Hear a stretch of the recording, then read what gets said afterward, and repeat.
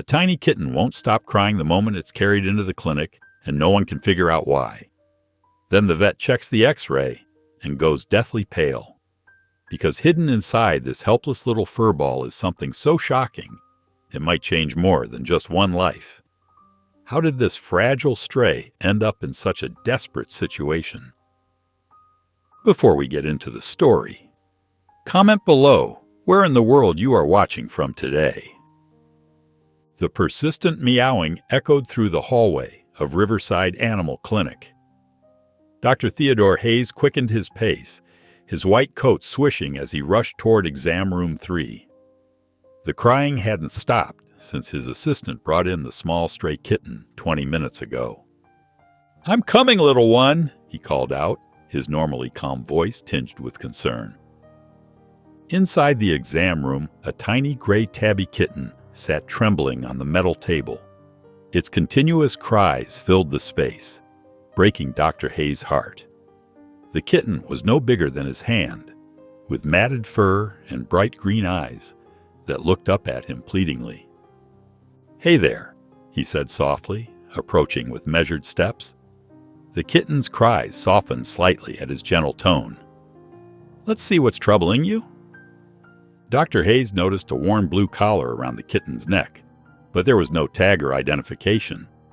His experienced hands moved carefully over the tiny body, checking for obvious injuries. The kitten squirmed and let out another pitiful cry. "Something's definitely not right," he murmured. The kitten's belly felt slightly distended, and it winced when he touched certain spots. "We need to take a closer look, buddy." Dr. Hayes scooped up the kitten, cradling it against his chest. "Let's get you to the X-ray room and figure this out." The kitten's cries had become more subdued, but its discomfort was evident in the way it curled into itself. In the X-ray lab, Dr. Hayes carefully positioned the small patient on the table. "Just stay still for me," he whispered, adjusting the machine. The kitten seemed to understand, remaining unusually still despite its obvious distress. He stepped behind the protective screen and activated the X-ray. The image slowly materialized on the monitor, and Dr. Hayes leaned forward, squinting at the screen. His expression shifted from concentration to confusion, then to complete disbelief. "That can't be right," he muttered, adjusting his glasses. But there it was, clear as day on the monitor. A distinct metallic shape curved inside the kitten's stomach, too perfectly formed to be anything random. Dr. Hayes felt the color drain from his face as he realized what he was looking at. Inside this tiny stray kitten was what appeared to be a gold necklace, coiled like a small snake in its stomach. He glanced back at the kitten, who had started crying again. "How in the world did you manage to swallow that?" The small creature just looked at him with those big green eyes, letting out another plaintive meow. Standing there in the dim light of the X-ray room, Dr. Hayes ran a hand through his graying hair. In his 15 years as a veterinarian, he'd seen animals swallow all sorts of things. Toys, socks, even car keys once. But a gold necklace? This was definitely a first. "Well, little one," he said, walking back to the exam table. "Looks like we've got quite a situation here." The kitten responded with a softer meow, pressing its head against his hand as he stroked its fur. "We'll need to get that out of there right away." Looking at the X-ray one more time to confirm what he was seeing, Dr. Hayes shook his head in amazement. There was no doubt about it. There was a gold necklace inside this kitten, and somehow, he had a feeling this was just the beginning of an unusual story. Dr. Hayes gently placed Tiny in a small recovery crate lined with soft blankets. The kitten had finally stopped crying, though its green eyes watched him with what seemed like worry. "You'll be okay," he assured, sliding a small water bowl through the cage door. The quiet of the clinic was broken by the sound of the front door opening. Through the glass partition, he saw a young girl enter, clutching a worn backpack to her chest. She approached the reception desk with hesitant steps, her shoulders slightly hunched as if trying to make herself smaller. I found a kitten, she said, her voice barely above a whisper. The one I brought in earlier? I wanted to make sure it was okay. Dr. Hayes stepped into the waiting area, observing the girl more closely. She couldn't have been more than 12, with dark braided hair and clothes that had seen better days. Despite her nervousness, there was something determined in her stance. I'm Dr. Hayes, he said warmly. Why don't you come to my office and tell me about how you found the kitten? The girl, Ebony Brown as she introduced herself, followed him to his office. She perched on the edge of the chair, her backpack still held protectively against her chest. I found it near Marshall Street, she explained, her eyes darting between Dr. Hayes and the floor. It was crying so much, and there were cars everywhere. I couldn't just leave it there. Dr. Hayes leaned forward slightly, keeping his voice gentle. That was very kind of you, Ebony. The kitten is safe now, but we found something unusual in its X-ray. He paused, watching her reaction carefully. There's a gold necklace inside its stomach. Ebony's eyes widened with genuine surprise. A necklace? She asked, confusion clear in her voice. How did it get there? That's what I'm trying to figure out, Dr. Hayes replied. Did you see anyone near the kitten when you found it, or notice anything unusual?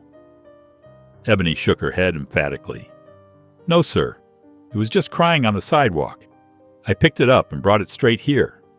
Her hands twisted nervously in her lap. Is the kitten going to be okay? Dr. Hayes noticed the genuine concern in her voice. We'll need to keep the kitten overnight for observation, he explained. Would you be able to come back tomorrow? We might need to discuss what happens next. Yes, Ebony nodded quickly. I can come after school. She stood up, adjusting her backpack. Can I see it before I go? Dr. Hayes led her to the recovery area where Tiny was resting. Ebony pressed her hand against the cage door and the kitten immediately moved closer, rubbing against her fingers through the bars. It likes you, Dr. Hayes observed. I named it Tiny, Ebony admitted softly, because it's so small. She withdrew her hand reluctantly. You'll take good care of it, right? Of course, Dr. Hayes assured her. We'll see you tomorrow, Ebony. He watched as the young girl made her way down the corridor, her steps slow and reluctant, as if leaving Tiny behind was the last thing she wanted to do. The next morning, Ebony rushed through the clinic doors as soon as they opened.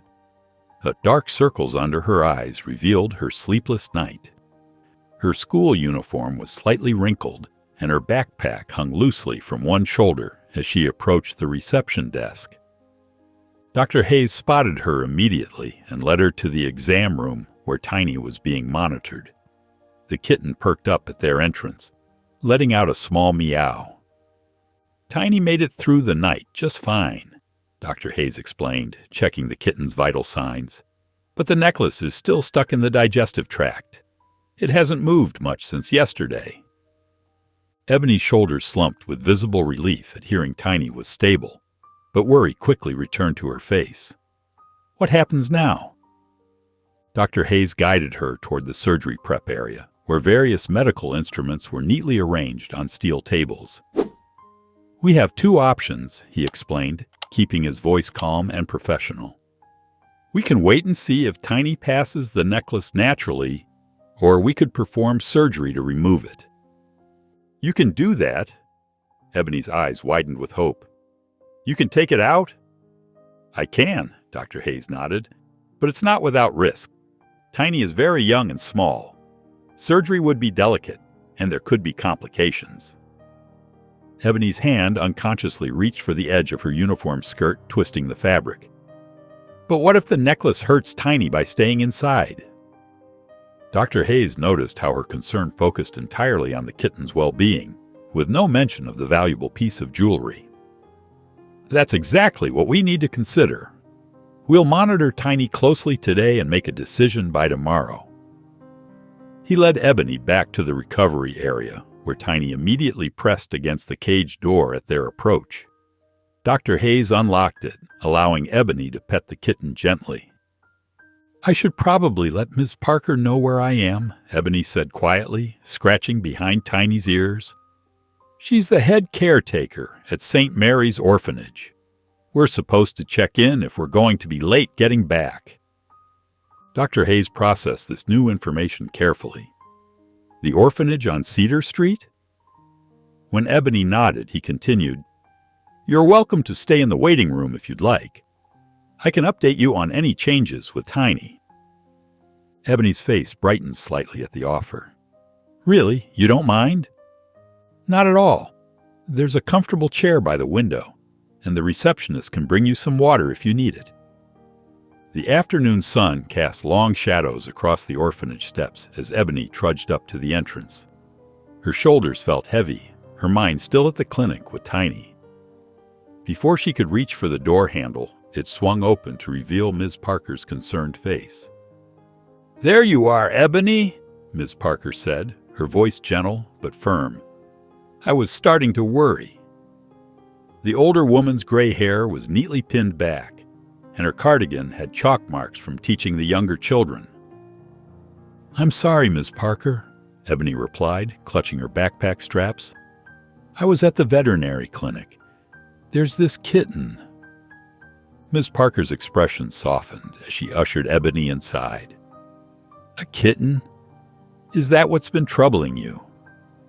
Ebony nodded, following Ms. Parker through the familiar hallway with its faded wallpaper and children's artwork. "His name is Tiny. He's sick, and Dr. Hayes might need to do surgery."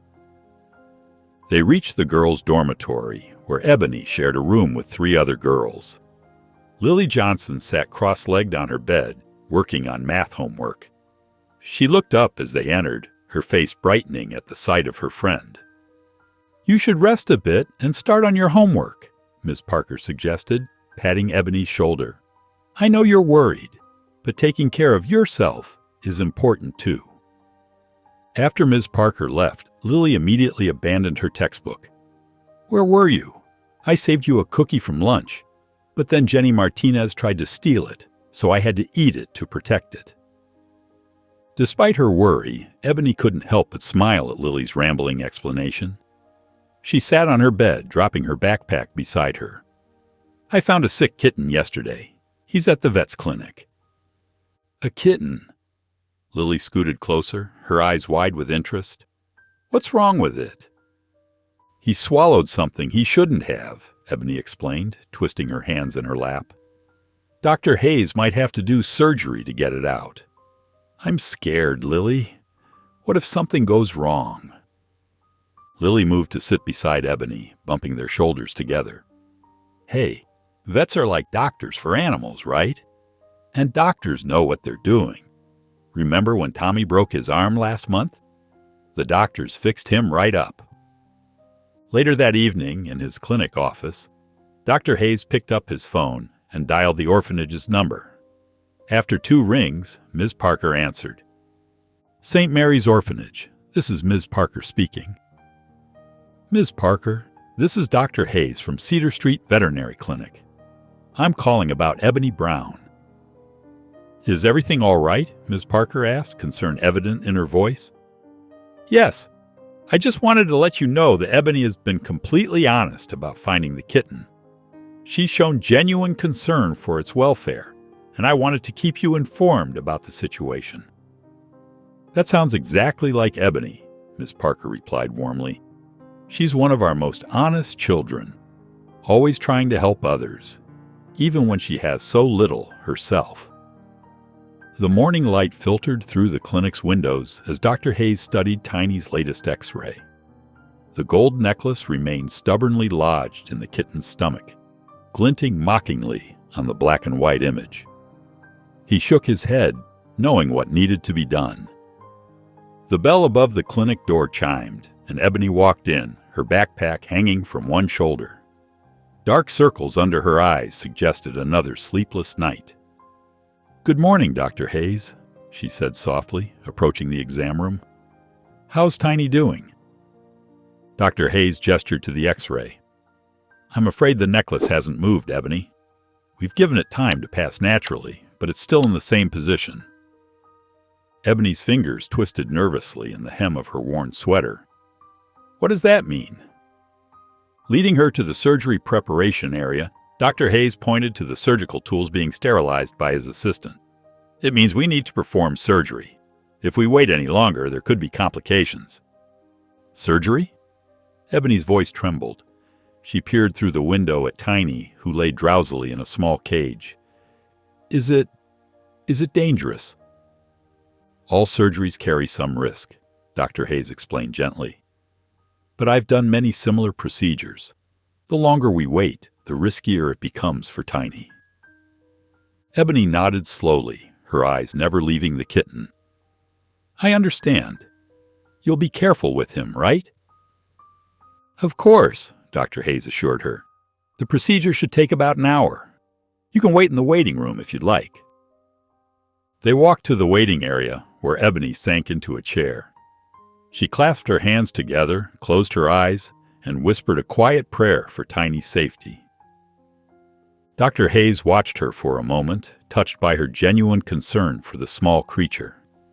I need to go prepare now, Ebony. Try not to worry too much. As he turned to leave, Ebony called out, Dr. Hayes? He paused, looking back at her apprehensive face. Please take good care of him. The operating room lights cast harsh shadows across the surgical table as Dr. Theodore Hayes carefully donned his sterile gloves.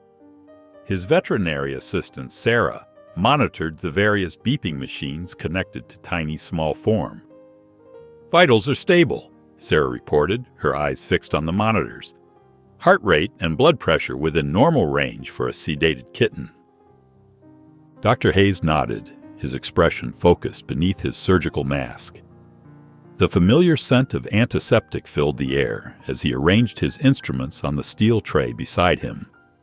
Each tool gleamed under the bright overhead lights, ready for the delicate procedure ahead. Beginning initial incision, he announced, his steady hands guiding the scalpel.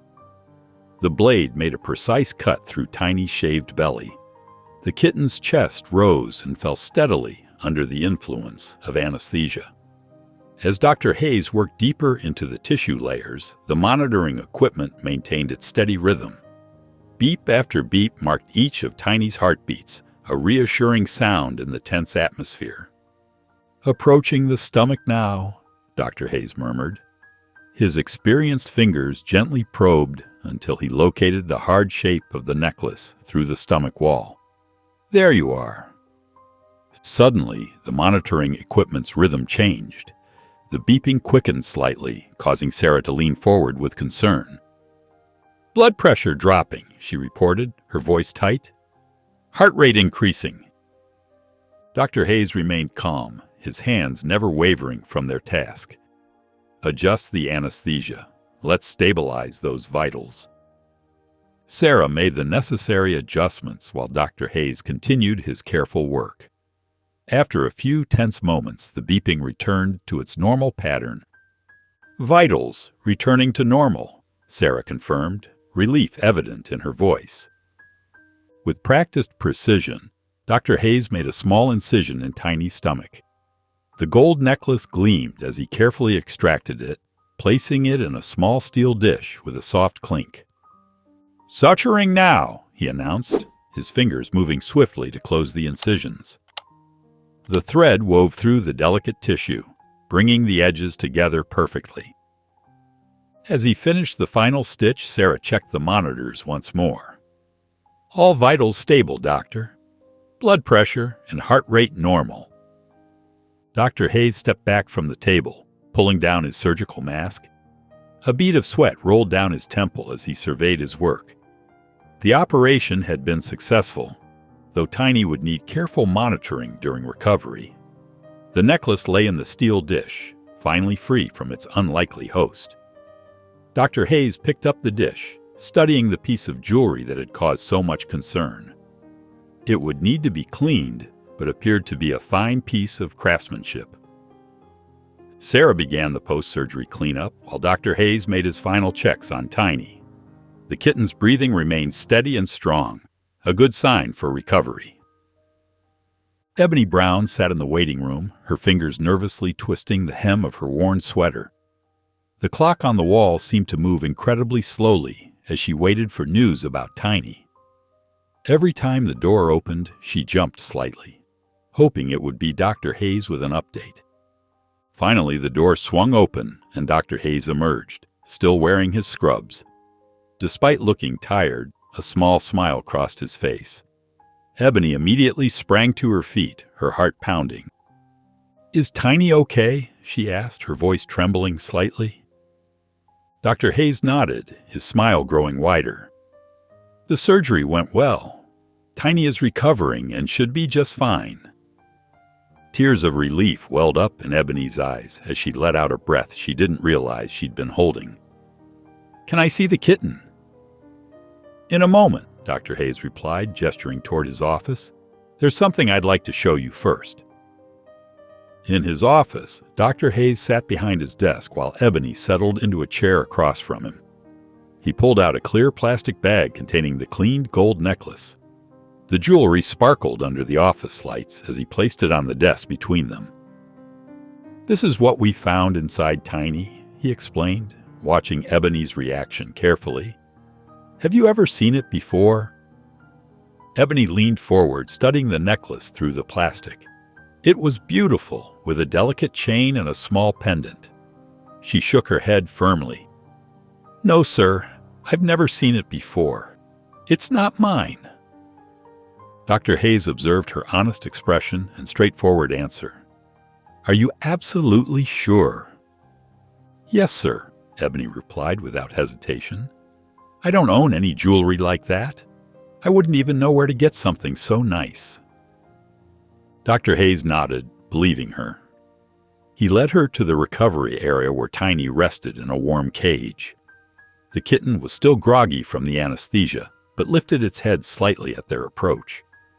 Ebony carefully reached through the cage bars, gently stroking Tiny's fur. The kitten's eyes blinked slowly, and a tiny purr rumbled in its throat. "When will Tiny feel better?" Ebony asked softly, her hand still tenderly petting the drowsy kitten.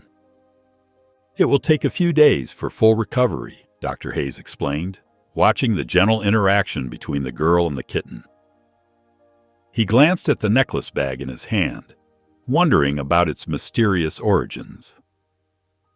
Dr. Hayes held Tiny's worn collar under the bright desk lamp, turning it slowly in his hands. Something caught his eye, a faint etching beneath layers of dirt and grime. He squinted, trying to make out the barely visible marks. "Ebony, could you hand me that cotton swab and some alcohol?" he asked, pointing to the supplies on his desk.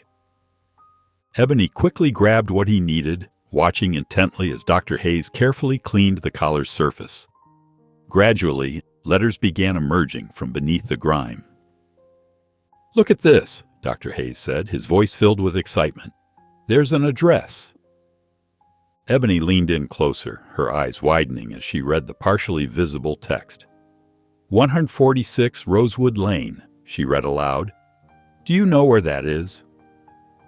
"Let's check the computer," Dr. Hayes suggested, leading the way to the reception desk.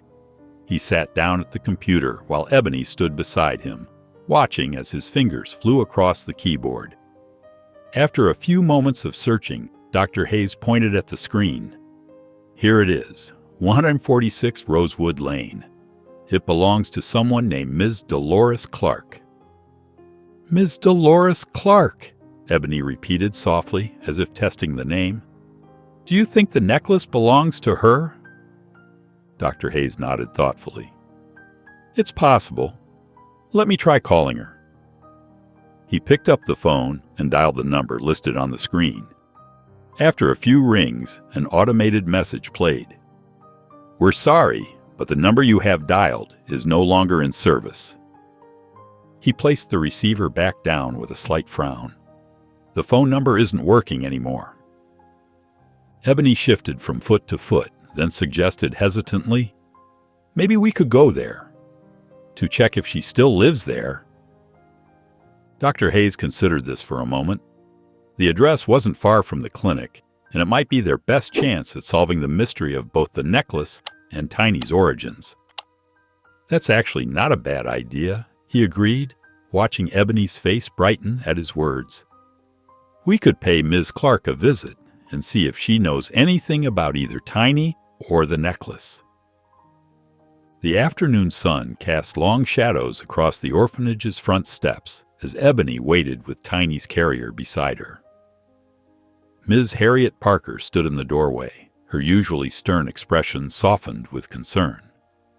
Now remember, Ebony, stay close to Dr. Hayes at all times, Ms. Parker instructed, smoothing down her apron, and be back before dinner.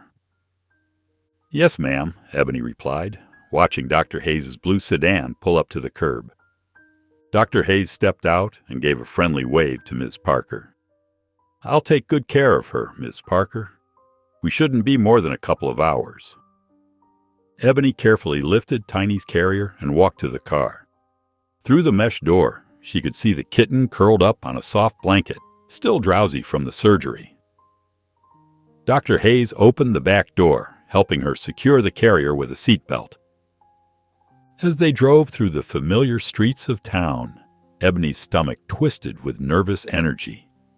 She watched the buildings pass by, wondering about the mysterious Ms. Dolores Clark. Would she be kind, angry?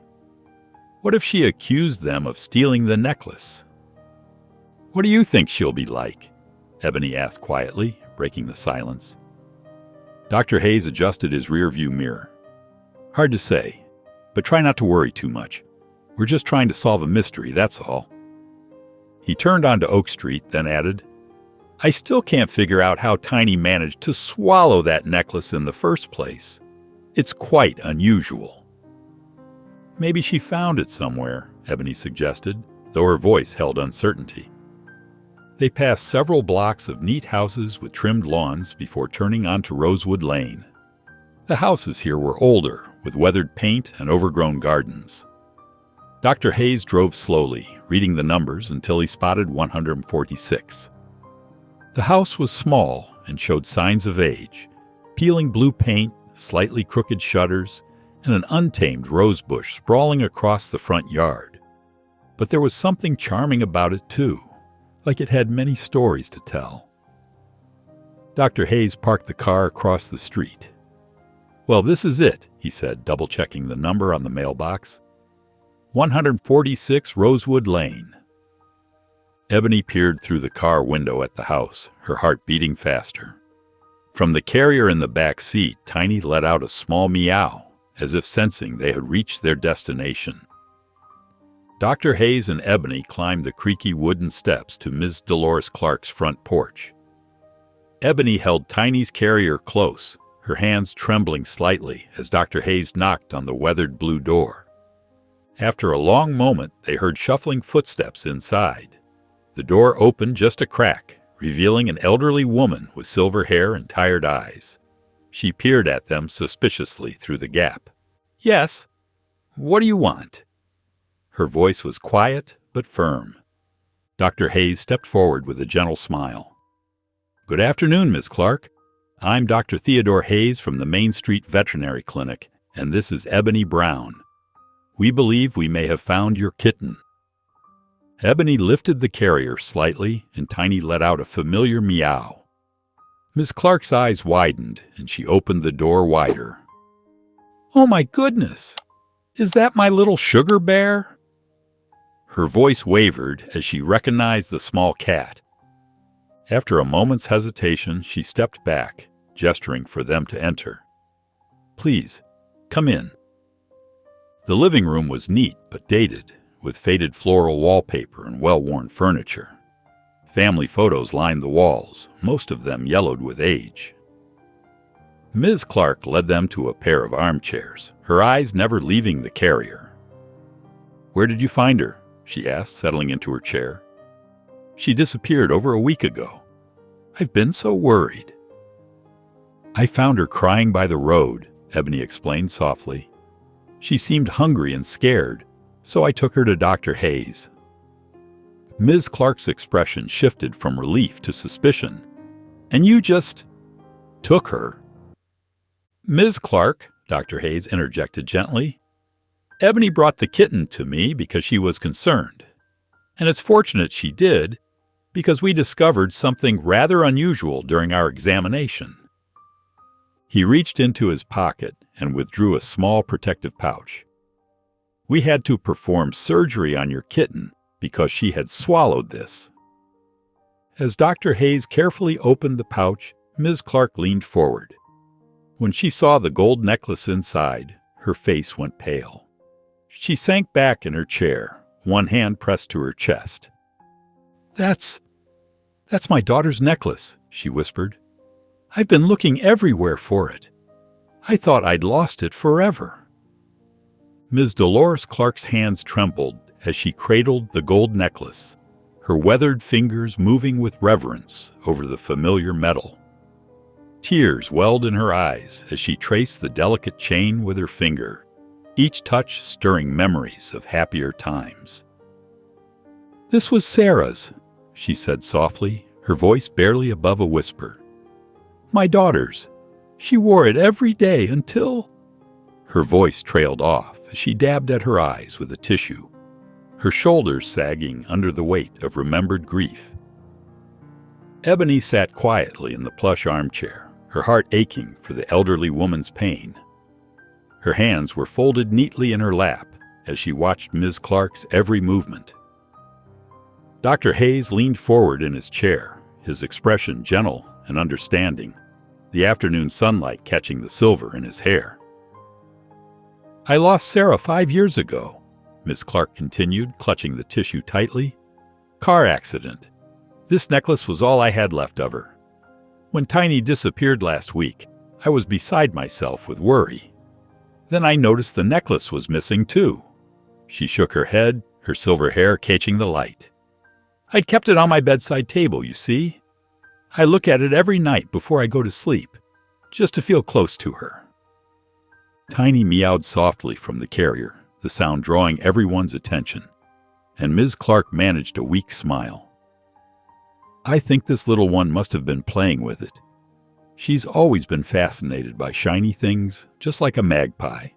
The necklace probably fell off the table, and she couldn't finish the sentence, her voice catching on unshed tears. It must have been so hard for you, Ebony said quietly, her brown eyes full of compassion. Living here all alone in this big house.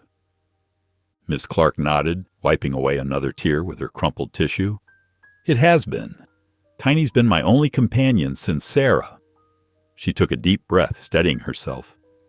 That's why I was so worried when she disappeared. I couldn't bear to lose her, too. She's all I have now. Dr. Hayes cleared his throat gently, trying to lighten the heavy mood. Well, thanks to Ebony's quick thinking in bringing her to the clinic, Tiny's going to be just fine. And now you have both your precious things back safe and sound. Please, Ms. Clark said suddenly, standing up with unexpected energy, would you stay for some tea? I'd love to thank you properly for everything you've done. She looked at them both with hopeful eyes, a spark of life returning to her face. I even have some cookies I baked yesterday. They're chocolate chip. Dr. Hayes checked his watch, about to decline, but Ms. Clark pressed on, her voice taking on an almost pleading quality. Just for a little while. It's been so long since I've had company, and it would mean so much to me. Ebony smiled warmly at the older woman, genuine affection in her expression. I'd like that very much, Ms. Clark. Your cookies smell wonderful. The afternoon sunlight streamed through Ms. Clark's kitchen window, casting warm patches on the worn linoleum floor. She moved carefully around her modest kitchen, her hands only slightly shaking as she placed 3 steaming cups of tea on the wooden table. Sugar? Milk? She asked, looking first at Dr. Hayes, then at Ebony. Just milk, please, Dr. Hayes replied with a gentle smile. Ebony sat straight-backed in her chair, watching Ms. Clark's every movement with curious eyes. Both, please, she said softly, clearly uncertain about the proper etiquette for tea time. Ms. Clark set a plate of golden brown chocolate chip cookies in the center of the table. The sweet aroma filled the kitchen, making it feel more homey. Ebony carefully picked up her teacup, trying to mirror Ms. Clark's graceful movements. "You know," Ms. Clark said, settling into her chair, "I can't thank you enough for your honesty, dear." Her eyes grew misty as she looked at Ebony. Many people wouldn't have been so careful with a stray kitten, let alone return such a precious necklace. Ebony's cheeks flushed pink. I just did what was right," she mumbled, looking down at her tea. "That's what Ms. Parker teaches us at the orphanage, to always do the right thing, even when no one's watching." The kitchen grew quiet. Ms. Clark's hand froze midway to her teacup. "The orphanage?" she asked softly. Ebony nodded, still not meeting anyone's eyes. "Yes, ma'am. I've been there since I was 6. Her voice was barely above a whisper. Dr. Hayes watched the interaction carefully, noting how Ms. Clark's expression shifted from surprise to deep empathy. The older woman reached across the table and gently patted Ebony's hand. "Well," Ms. Clark said, her voice thick with emotion, "that makes your kindness even more special." She squeezed Ebony's hand. "You're quite an extraordinary young lady." Ebony finally looked up, her eyes bright with unshed tears. "Thank you," she managed, offering a small smile. As they sat there, sharing tea and cookies in the sunlit kitchen, Tiny padded over from her carrier and rubbed against Ebony's legs, purring loudly. The simple sound seemed to break the emotional tension, and they all laughed softly. "She certainly likes you," Ms. Clark observed, watching as Tiny continued to weave between Ebony's ankles. "Animals usually do," Ebony admitted, reaching down to scratch behind Tiny's ears. "At the orphanage, even the strays that come around seem to find me." Dr. Hayes smiled warmly. "That's a special gift, Ebony. Not everyone has such a way with animals." The late afternoon sun cast long shadows across the orphanage steps as Ebony climbed them slowly, her mind still swirling with thoughts of Ms. Clark's house and Tiny. Ms. Parker stood in the doorway, her familiar figure bringing Ebony back to the present moment. "Welcome back, dear," Ms. Parker said warmly. "How did everything go?" Ebony adjusted her backpack strap. "It went well. We found Tiny's owner, Miss Clark. She was really nice." Her voice grew softer. "The necklace belonged to her daughter who passed away." Ms. Parker's expression softened with understanding.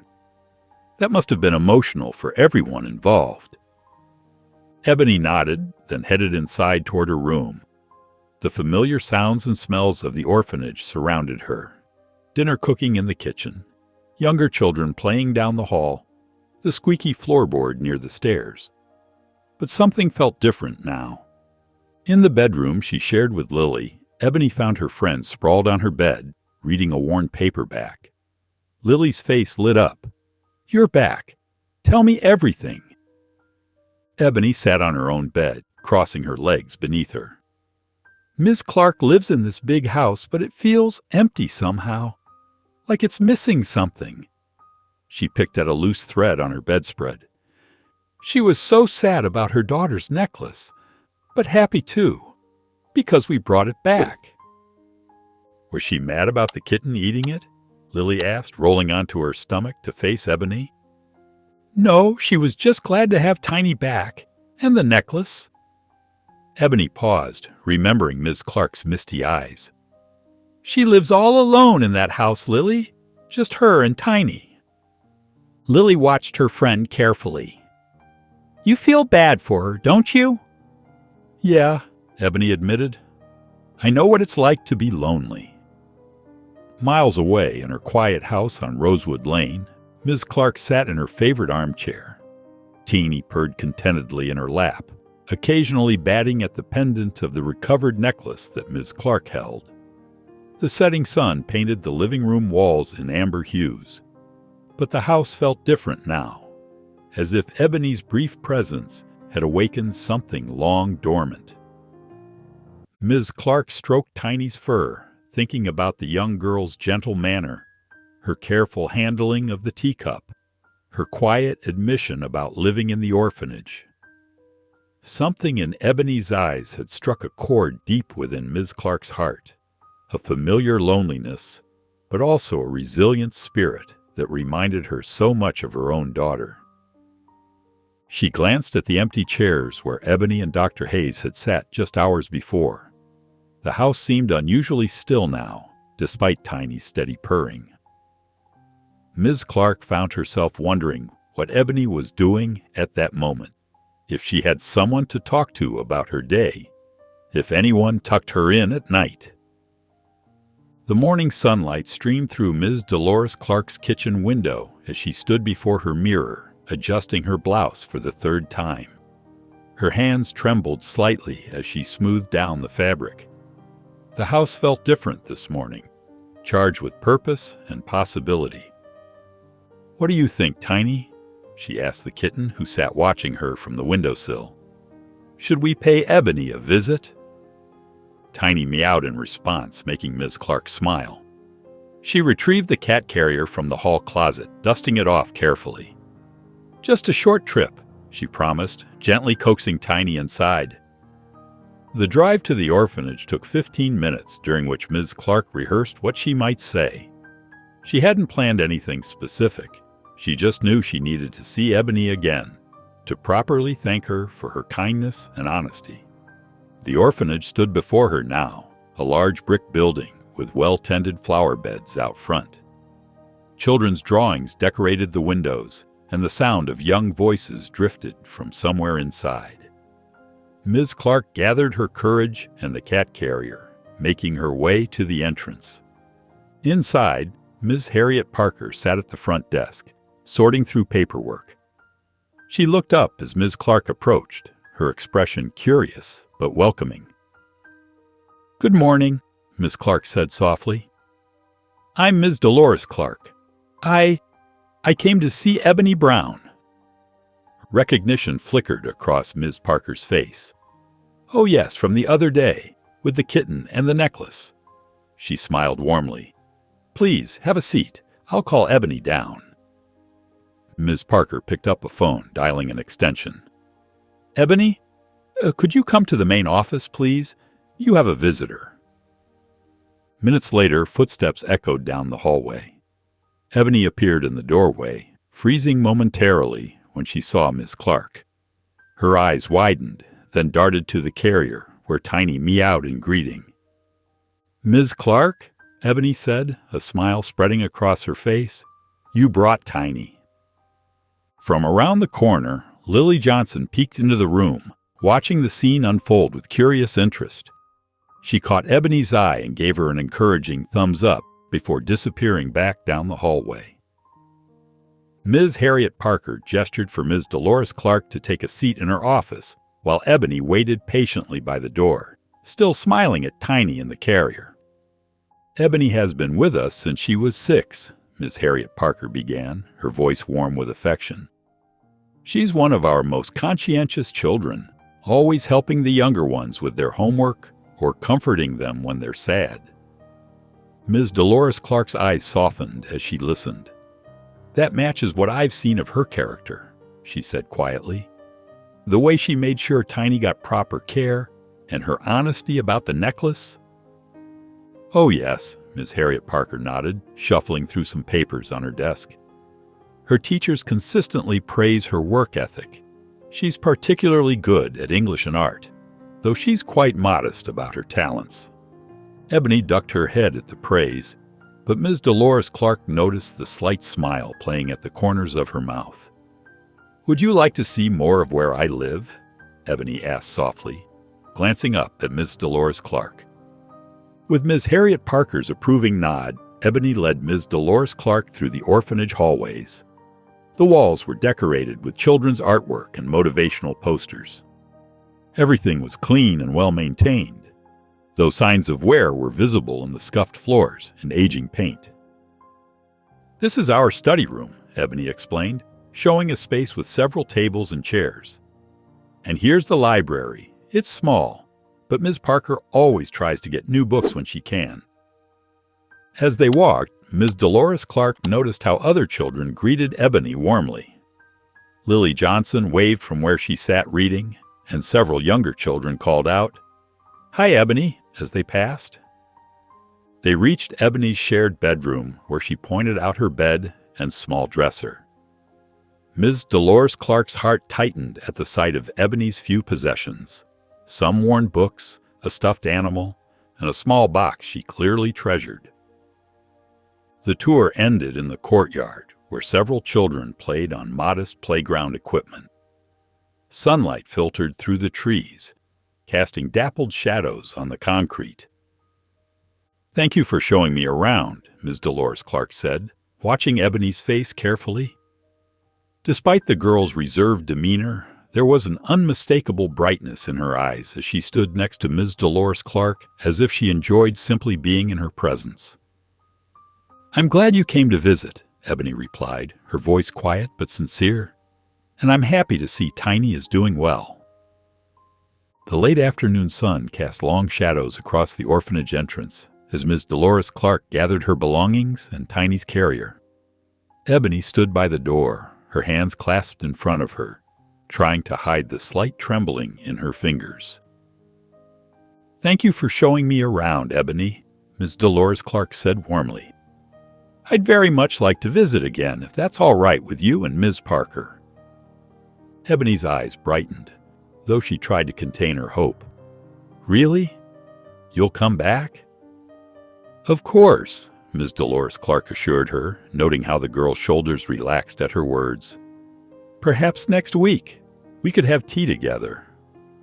Ms. Parker, standing nearby, nodded her approval.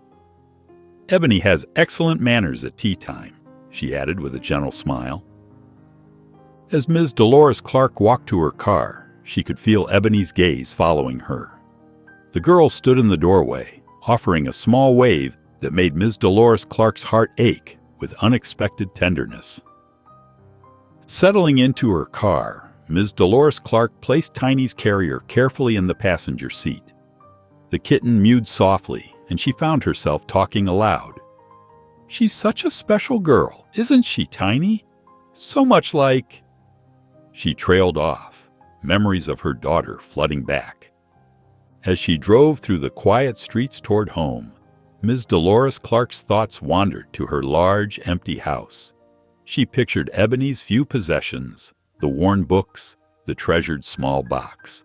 The contrast with her own home's unused rooms and quiet halls struck her deeply. Back at the orphanage, Ebony made her way to her bedroom, where Lily sat cross-legged on her bed. "How was the visit?" Lily asked, scooting over to make room for her friend. Ebony sat down slowly, her fingers playing with the edge of her sleeve.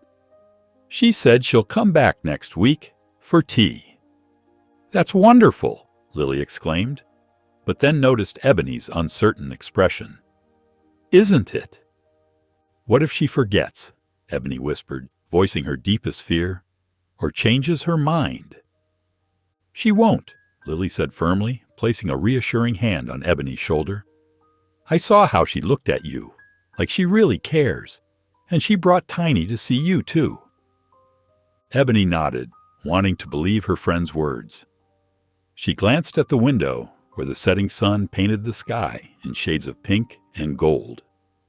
The same sun that would rise tomorrow, and the next day, and the day Ms. Dolores Clark promised to return. The late afternoon sun warmed the orphanage courtyard as Ms. Dolores Clark approached Ebony, who sat waiting on a weathered wooden bench. In her hands, Ms. Dolores Clark held a small wrap package. "I brought you something," she said, settling beside Ebony. "Just a little something I thought you might enjoy." Ebony carefully unwrapped the gift, revealing a delicate bookmark with pressed flowers preserved between layers of laminated paper. Her cheeks flushed pink with pleasure. "It's beautiful," she whispered, running her finger along the dried petals. "I noticed how carefully you handle your library books," Ms. Dolores Clark explained. "I thought you might like this." They sat together in comfortable silence for a moment before Ebony spoke again. "I love reading about animals especially. Last week I borrowed a book about veterinarians from the library." Ms. Dolores Clark's eyes grew distant. "My Sarah, my daughter, she loved animals too." Her voice caught slightly. "She wanted to be a veterinarian herself. She was always bringing home strays, nursing injured birds." Ebony watched as tears gathered in Ms. Dolores Clark's eyes. Without thinking, she reached out and placed her small hand over Ms. Dolores Clark's. "I'm sorry," she said softly. Ms. Dolores Clark squeezed Ebony's hand gently. "Thank you, dear. Sometimes the memories catch me by surprise." They talked more about books and animals, sharing stories until the sun began to sink lower in the sky. Ms. Dolores Clark glanced at her watch and sighed. "I should be going," she said, standing slowly. Ebony walked with her to the gates, her steps growing slower as they approached. She wanted to ask if Ms. Dolores Clark would keep visiting, wanted to ask for more, but the words stuck in her throat. Ms. Dolores Clark turned to say goodbye and caught the look in Ebony's eyes, a mixture of hope and fear that spoke louder than any words could. She recognized that look, had seen it every time she'd left over the past week. "I'll see you next Tuesday," Ms. Dolores Clark said firmly, wanting to ease the worry she saw in those young eyes. "Perhaps we can have tea in the garden if the weather's nice." The morning sun filtered through the windows of Dr. Theodore Hayes' veterinary clinic as Ms. Dolores Clark carried Tiny in his carrier through the front door. The familiar smell of antiseptic and the gentle hum of fluorescent lights greeted her. "Good morning, Ms. Clark," Dr. Hayes said warmly, emerging from his office. "How's our little survivor doing?" Ms. Dolores Clark smiled, setting the carrier on the examination table. "Much better, thanks to you. Just here for the follow-up you recommended." As Dr. Hayes gently lifted Tiny from the carrier, he noticed something different about Ms. Clark, a softness in her expression that hadn't been there before. "And how's Ebony?" he asked carefully. "I heard you've been visiting her at the orphanage." Ms. Dolores Clark's eyes lit up at the mention of Ebony's name. "She's such a remarkable child," she said, watching as Dr. Hayes examined Tiny. "So gentle and thoughtful." Dr. Hayes nodded, leading them to a quiet corner of the clinic where they could talk more privately. "You've grown quite fond of her, haven't you?" "I have," Ms. Dolores Clark admitted, wringing her hand slightly. "Every time I visit, I find it harder to leave. The way her face lights up when she sees me arrive, and the sadness in her eyes when I go." She paused, taking a deep breath. "I can't stop thinking about her living there, without a family of her own." Dr. Hayes set Tiny back in his carrier and sat down across from Ms. Clark. "Have you considered adoption?" he asked gently. Ms. Dolores Clark's voice wavered. "I'm afraid, after losing Sarah, I didn't think I could ever open my heart like that again. But Ebony," she smiled through tears, "she reminds me so much of Sarah's kindness, her love for animals." "Following your heart doesn't dishonor Sarah's memory," Dr. Hayes said softly. "If anything, giving another child the same love you gave Sarah would honor her perfectly." Ms. Dolores Clark dabbed at her eyes with a tissue. "Do you really think I could? At my age?"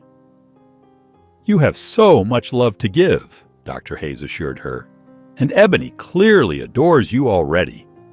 If you feel this is right, don't let fear hold you back." Standing in the parking lot minutes later, Ms. Dolores Clark held Tiny's carrier and felt a new sense of purpose settling over her. The thought of contacting Ms. Harriet Parker about adoption no longer filled her with just anxiety. There was hope there too, and determination.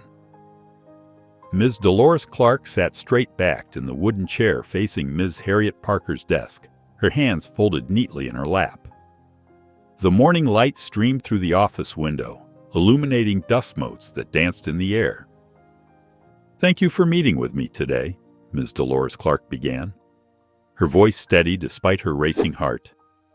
"I'd like to discuss the possibility of adopting Ebony Brown." Ms. Harriet Parker's expression remained neutral, though her eyes softened slightly. "I've noticed your regular visits with Ebony over the past weeks. She speaks very highly of you." "She's a remarkable child," Ms. Dolores Clark replied, her voice warming. "I believe we could give each other the family we both need." Ms. Harriet Parker nodded thoughtfully and stood up. "Would you mind taking a short walk with me? We can discuss the process in more detail." They stepped into the corridor, their footsteps echoing against the worn linoleum floor. Through a nearby window, they could see children playing in the courtyard below. "I want to be up front with you, Ms. Clark," Ms. Harriet Parker said carefully. "The adoption process can be quite rigorous. There are extensive background checks, financial evaluations, and multiple home visits required." "I understand completely," Ms. Dolores Clark responded without hesitation. "I own my home outright, and I have substantial savings from my late husband's insurance and my own career. I can provide all necessary documentation." Ms. Harriet Parker paused, choosing her next words carefully. "There's also the matter of your age. The review board will want to ensure long-term stability for Ebony." "I'm in excellent health," Ms. Dolores Clark stated firmly. "I can provide recent medical records to verify that. And I've already spoken with my attorney about establishing a trust for Ebony's future education and care." They returned to the office, where Ms. Harriet Parker retrieved a thick folder from her filing cabinet. She placed it on the desk between them. "This is the initial paperwork," she explained, sliding it toward Ms. Dolores Clark. "It includes background check forms, financial disclosure documents, and home study applications." Ms. Dolores Clark looked at the stack of papers, her expression unwavering. Her voice was filled with quiet determination as she said, "I'll do whatever it takes." The autumn breeze rustled through the courtyard trees as Ebony Brown and Ms. Dolores Clark sat at the weathered picnic table. Ms. Dolores Clark had brought a simple lunch of sandwiches and fruit, which they shared in comfortable silence. "These sandwiches are really good," Ebony said softly, picking at the crust of her peanut butter and jelly sandwich. Her eyes remained fixed on the table. "I'm glad you like them," Ms. Dolores Clark replied warmly. "I remembered you mentioned peanut butter was your favorite." Ebony nodded, then took a deep breath. "Can I tell you something?" Her voice quivered slightly. "Of course, dear. Anything." "Sometimes," Ebony's fingers twisted in her lap, "sometimes I worry I'll never get adopted, that I'll stay here until I'm too old and nobody will want me." Ms. Dolores Clark's heart ached at the vulnerability in Ebony's voice, but she maintained her composed expression. Later that afternoon, Ms. Harriet Parker pulled Ms. Dolores Clark aside in the quiet hallway. "Your background check came back clean," she whispered, glancing around. "We can schedule the home inspection for next week." "That's wonderful news," Ms. Dolores Clark replied quietly. "I've been preparing the spare bedroom." They fell silent as Ebony walked past, her dark eyes flickering between them curiously. Ms. Dolores Clark offered a warm smile, but Ebony's expression remained uncertain as she continued down the hall. That evening, Ebony sat cross-legged on her bed, holding a worn photograph. The image showed a younger version of herself, maybe 6 years old, with a gap-toothed smile. Tears rolled down her cheeks as she traced the edge of the photo. "Hey," Lily said gently from the doorway. "You okay?" "What if she stops coming?" Ebony whispered, not looking up. "What if Ms. Dolores Clark gets tired of visiting, just like everyone else?" Lily crossed the room and sat beside her friend, She's different. You can see it in her eyes when she looks at you. But what if she doesn't want to be my family? Ebony's voice cracked. What if she just feels sorry for me? Lily wrapped an arm around Ebony's shoulders as fresh tears fell onto the photograph. Ms. Dolores Clark smoothed her hands over her skirt for the 100th time that morning, glancing around her living room with anxious eyes. Every surface gleamed. Every cushion sat perfectly arranged. Tiny darted between her feet, chasing a stray dust bunny across the polished hardwood floor. "Not now, little one," she murmured, scooping up the kitten. Just as the doorbell chimed, the social worker stood on her doorstep, clipboard in hand. She was a serious-looking woman in her 40s, wearing a navy blue suit. "Ms. Clark, I'm Mrs. Reynolds from Child Services. Please come in." Ms. Dolores Clark stepped aside, her heart hammering against her ribs. The inspection began methodically. Mrs. Reynolds checked every room, making notes about safety features, cleanliness, and living conditions. She paused in the prepared bedroom, where Ms. Dolores Clark had painted the walls a cheerful yellow. "Tell me about your support system," Mrs. Reynolds said, pen poised above her clipboard. "Who could help you with childcare if needed?" Ms. Dolores Clark straightened her shoulders. "I have several close friends in the community, and my sister lives just 30 minutes away. She has 3 children of her own." The doorbell rang again, and Ms. Dolores Clark excused herself. Dr. Theodore Hayes stood on her porch holding an envelope. "I thought I'd drop this off in person," he said warmly, handing her the reference letter. "I wanted to make sure it got here on time."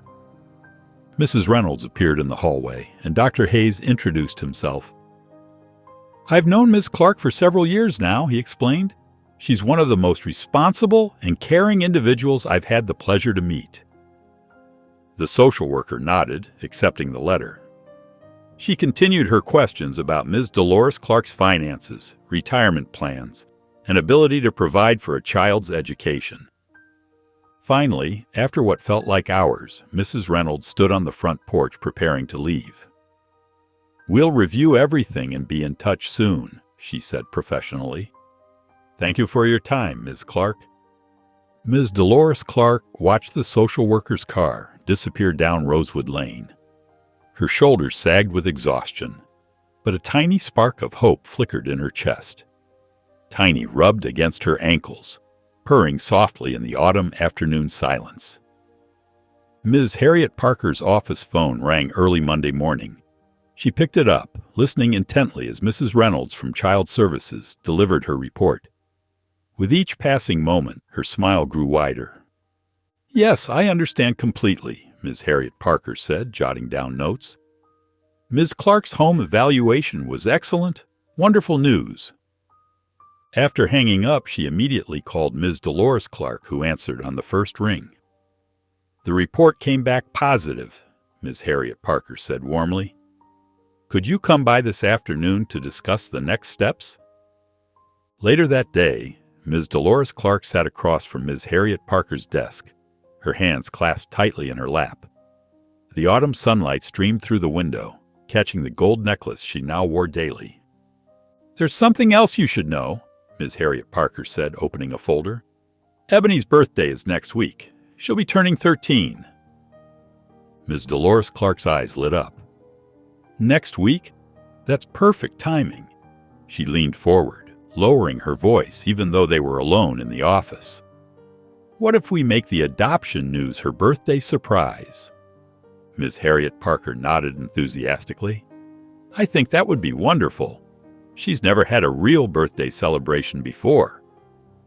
Outside in the courtyard, Ebony carefully watered the autumn mums, unaware of the conversation happening inside. When she spotted Ms. Dolores Clark walking toward her, she quickly set down her watering can. "Hello, dear," Ms. Dolores Clark said, giving Ebony a warm hug. Her heart swelled, knowing the secret she now carried. "Those flowers are looking lovely." Ebony smiled shyly, but uncertainty flickered in her eyes. "Thanks for visiting again," she said softly. wondering if each visit might be the last. Ms. Dolores Clark watched the young girl tend to the flowers, holding back the wonderful news that would change both their lives forever. Soon, she thought, very soon.